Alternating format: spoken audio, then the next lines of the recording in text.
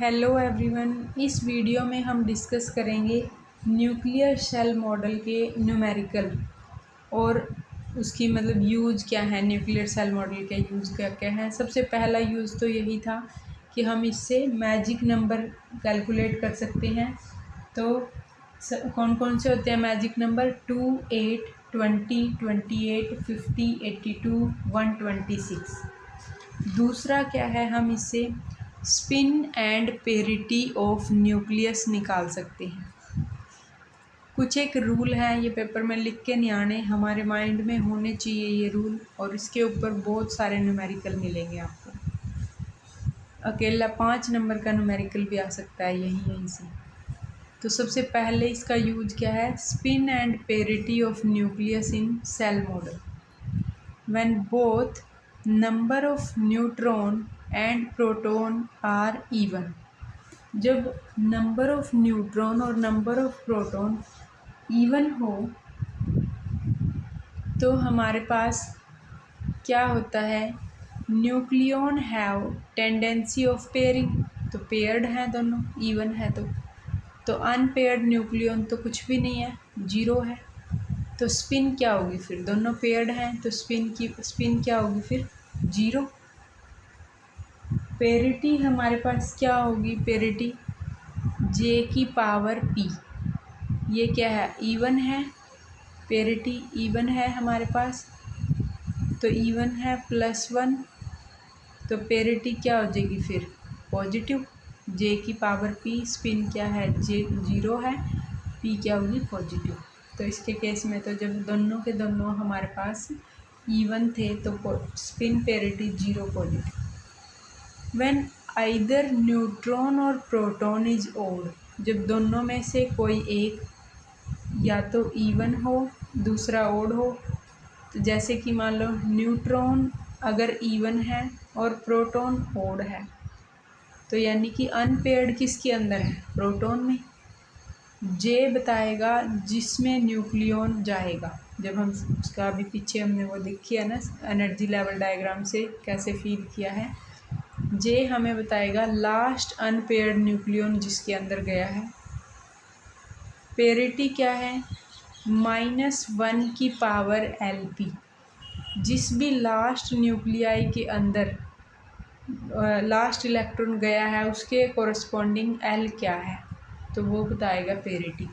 -1 की power LP। LP क्या है? Orbital angular momentum of last unpaired nucleon. ये रूल है, इनको याद कर लेना, इसी से न्यूमेरिकल होगा। सेकंड है N जब ओड हो और P जब इवन हो, तो अनपेयर्ड किसके अंदर होगा? न्यूट्रॉन के अंदर। तो पेरिटी क्या होगी? -1 की पावर Ln। Ln क्या है? जिस भी लास्ट शेल में जो लास्ट इलेक्ट्रॉन जाएगा उसके कोरस्पॉन्डिंग उसका L। Ln क्या है? Orbital angular momentum of last unpaired nucleon. Third क्या केस हो सकता है? When neutron and proton both are odd. जब दोनों ओड हो तो क्या लगेगा? तो नॉर्दियन रूल लगेगा।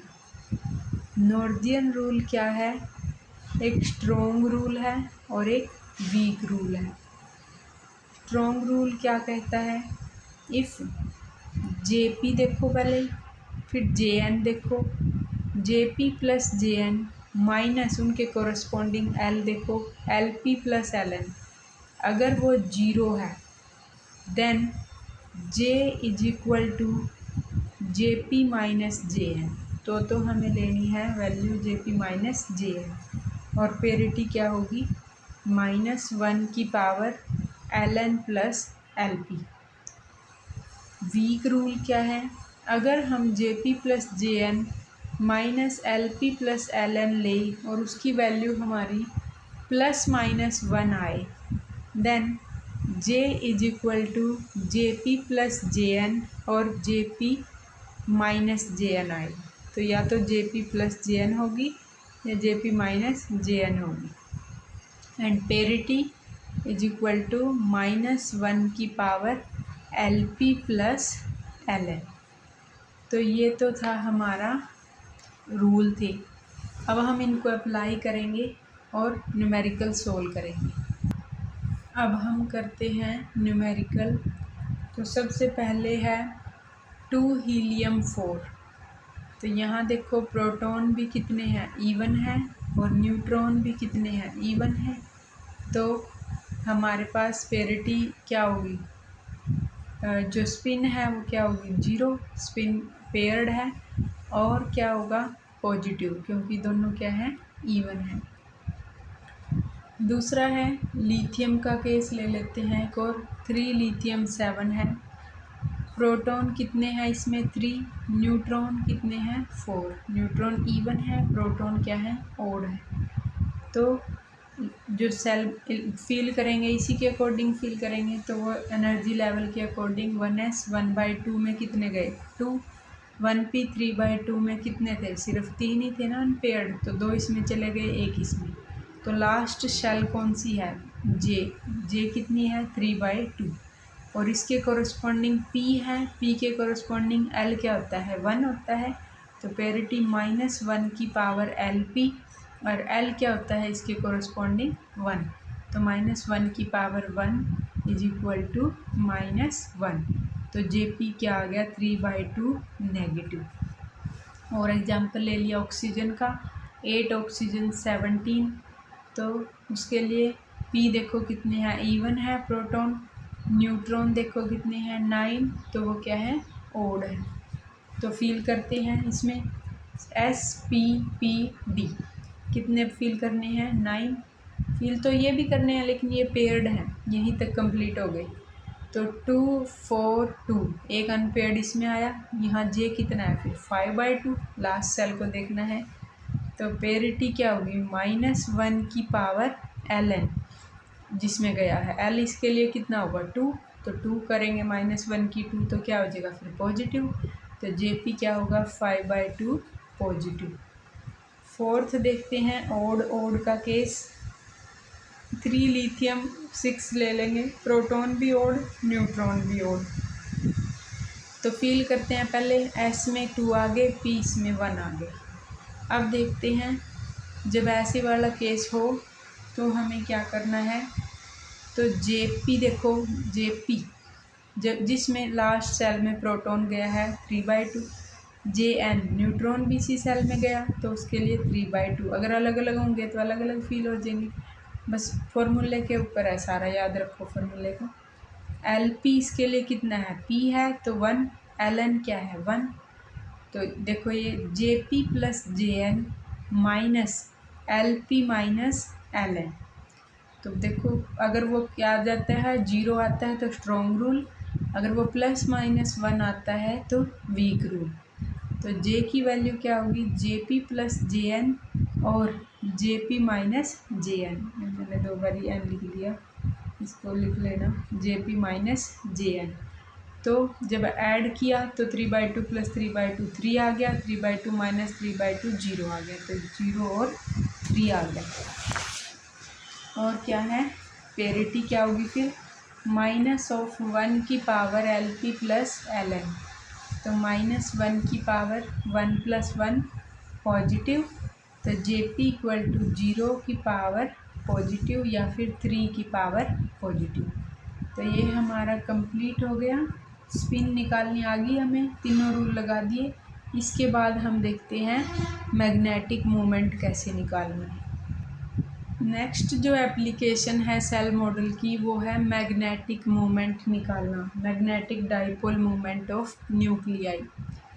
तो वो कैसे निकालते हैं, फॉर्मूला है उसके लिए, μJ = GJ μN × J।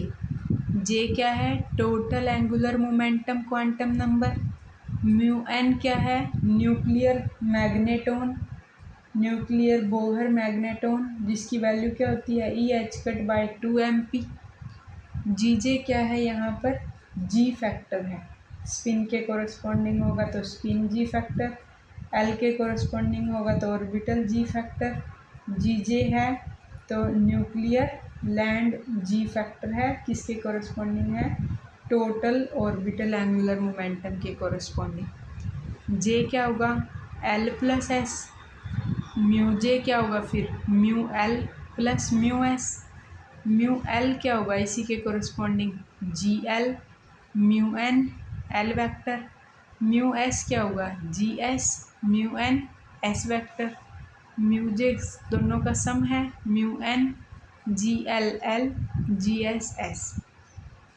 जे की हमारे पास दो वैल्यू होती हैं, हमने सोल्व किया था जब न्यूक्लियर सेल मॉडल उसमें देखा था कि या तो एल प्लस हाफ या फिर जे एल माइनस हाफ। एक एग्जांपल देख लेते हैं, मान लो फॉर प्रोटॉन देखो 5b11 है जिसके लिए न्यूट्रॉन है इवन, प्रोटॉन है ओड।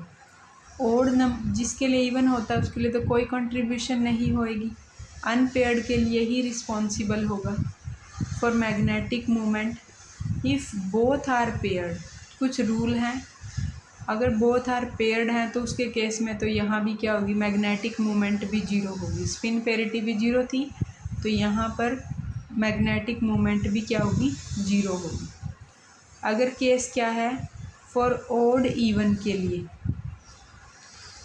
ओड और इवन के लिए, तो प्रोटॉन और न्यूट्रॉन में से कोई भी एक क्या हो सकता है, ओड हो सकता है, दूसरा इवन, या फिर ये ओड तो ये इवन। तो फॉर ओड इवन, अब इस केस में हमने क्या ले लिया, प्रोटॉन को ओड ले लिया और न्यूट्रॉन को हमने क्या ले लिया, इवन ले लिया। प्रोटॉन को ओड और न्यूट्रॉन को क्या ले लिया, इवन। तो उसके लिए जब जे एल प्लस 1/2 था तो म्यू की वैल्यू जो आई वो थी जे प्लस 2.29 म्यू एन, और जब जे एल माइनस 1/2 था तो म्यू की value I J minus 2.29 J by J plus 1 mu N. For neutron मतलब कि जब ऑड नंबर ऑफ न्यूट्रॉन थे और इवन प्रोटॉन थे तो प्रोटॉन की वजह से तो नो कंट्रीब्यूशन, ऑड की वजह से ही मिलेगा, न्यूट्रॉन की वजह से ही। तो जब जे एल प्लस हाफ था तो म्यू माइनस 1.91 म्यू एन, और जब जे एल माइनस हाफ था तो म्यू क्या होगा 1.91 जे प्लस 1 म्यू एन। तो अब हम देखते हैं एक छोटा सा इसके ऊपर एक ग्राफ भी है कि जब वैल्यू जे एल प्लस 1/2 जब प्रोटॉन के केस में, यानी कि प्रोटॉन जब ओड था तब वैल्यू क्या है, जब जे एल प्लस हाफ था तो एग्जैक्टली जीरो पर नहीं आया, 2.29 पर है, तो ये है स्ट्रेच लाइन। और जब वो क्या है एल माइनस जे की वैल्यू एल माइनस हाफ है तो ये है पोर्शन, और इस पॉइंट पर जाके जे की वैल्यू जीरो आ जाती है और इसको बोलते हैं जैक नाइफ लाइन। जब न्यूट्रॉन की वैल्यू ओड थी तब हमने क्या लिया, जब ये एल माइनस हाफ था तो अपर थी जैक नाइफ लाइन, और जब जे एल प्लस हाफ था तो उसके लिए सीधी लाइन आई 9.1 म्यू एन इसकी वैल्यू थी 1.91, तो वो क्या थी स्ट्रेच लाइन। ये हमारा था मैग्नेटिक मोमेंट निकालने का। अब हम इसको अप्लाई करते हैं इस न्यूमेरिकल पे कि spin parity magnetic moment and quadrupole moment निकालना है ऑक्सीजन का और सल्फर का। स्पिन हमने निकालनी सीख ली, अब हम निकाल लेंगे मैग्नेटिक मोमेंट। अगर रिपीट कर देती हूँ स्पिन को भी, मान लो ऑक्सीजन 17 है तो प्रोटॉन कितने हैं 8, न्यूट्रॉन है 9। तो पहले एस में, फिर पी में, फिर पी में, फिर डी में, फिर ये देखो डी वाले में है, डी के लिए जे की वैल्यू 5/2 है, -1 की पावर एल, एल डी के लिए कितना होता है 2, तो पॉजिटिव, तो 5/2 पॉजिटिव। अब देखते हैं मैग्नेटिक मोमेंट की वैल्यू। तो मैग्नेटिक मोमेंट जे क्या है यहाँ पर 5/2, एल कितना है 2, तो जे कैसे आया 5/2, एल प्लस हाफ करके, यानी कि 2 प्लस हाफ करके। तो फॉर्मूला रूल भी कौन सा लगेगा फिर इसमें, फॉर्मूला फॉर न्यूट्रिनो वाला, J L plus half neutron वाला। देखो तो क्या फार्मूला है उसमें, म्यू इक्वल टू -1.91 μn। तो ये है न्यूक्लियर बोहर मैग्नेटॉन की वैल्यू पुट कर देना, सोल्व हो जाएगा। इसी तरीके से दूसरा है, जब हम इसके लिए निकाल लेंगे, वो क्या है, सल्फ़र। सल्फ़र है 33, तो न्यूट्रॉन ओड है 17, प्रोटॉन 16। फिल कर लिए पहले इसमें 2, 4, 2, 6, 2, थर्ड वाले में अनपेड है 3/2, तो J 3/2 है, -1 की पावर L D के लिए 2, तो पॉजिटिव, तो 3/2 पॉजिटिव। अब मैग्नेटिक मोमेंट J है 3/2, L है 2। 3/2 कब आएगा, जब क्या करेंगे, L -1/2 करेंगे, तो 2 -1/2, तो ये वाला फॉर्मूला लगेगा। तो म्यू की वैल्यू -1.91 J +1 μn, तो यहाँ पुट कर देंगे, तो ये वैल्यू आ जाएगी 1.146 μn। तो इस तरीके से हमने μn और मैग्नेटिक मोमेंट निकाल ली। बस फॉर्मूले का पता होना चाहिए बस। अब इसकी थर्ड एप्लीकेशन क्या है कि इसको हम यूज़ करते हैं क्वाड्रापोल मोमेंट निकालने के लिए। तो it is the major of deviation of nuclear shape from spherical system. Quadrupole moment क्या बताता है कि कोई चीज़ कितनी डेविएटेड है अपनी स्फेरिकल शेप से, कि वो प्रोलेट शेप है या ओवलेट शेप है। तो इसका सिंपल सा डायग्राम है जो शेप डेविएशन का। अब एक फॉर्मूला इसके लिए भी याद करना पड़ेगा, बिल्कुल सिंपल है। तो Q = -2J - 1/2J + 2 square into में है मीन स्क्वेयर रेडियस, एवरेज है ये मीन स्क्वेयर रेडियस का। 2J - 1 2J + 2 इंटू में mean square radius. Mean square radius की वैल्यू क्या है, 3/5 RC²। RC क्या है, कूलाम रेडियस, और कूलाम रेडियस की वैल्यू कितनी है, 1.2 इंटू जो एटॉमिक जिस भी के लिए निकाल रहे हैं उसका A⁻⁴ और ये है फेम्टोमीटर। एक फर्मी है, फर्मी में कितने होता है, 10⁻⁻15। तो Q -2J - 1/2J + 2 इंटू में R² था, उसकी जगह रख दिया 3/5 RC² इंटू में आ गया ये अगर इसको मीटर स्क्वायर में कन्वर्ट करेंगे तो इसका भी स्क्वायर हो जाएगा, 10⁻30 मीटर स्क्वायर। अब हम करते हैं क्वाड्रापोल मोमेंट, जो हमें न्यूमेरिकल दिया था ऑक्सीजन का और सल्फ़र का। उसके लिए फार्मूला ही है just, Q -2J - 1 2J + 2 3/5 RC²। सारी वैल्यू पुट करेंगे, बस A क्या है, 17 है इस केस में, 1/3, और क्या आ जाएगा, -3.2 इंटू 10⁻30 मीटर स्क्वायर। ऐसे ही दूसरा केस है जिसमें सल्फ़र है, बस उसमें सल्फ़र की वैल्यू पुट कर देंगे, -2J - 1 2J + 2 3/5, यहाँ 1.2 का स्क्वायर, और ये हो जाएगा 33 है सल्फ़र के लिए, 2/3 -3.55 इंटू 10⁻30 मीटर स्क्वायर। इससे बाहर कुछ भी नहीं आएगा। तो यही है हमारा complete nuclear cell model, numerical भी हो गई और प्लस सारा क्वेश्चन कंप्लीट हो गया हमारा। Thank you.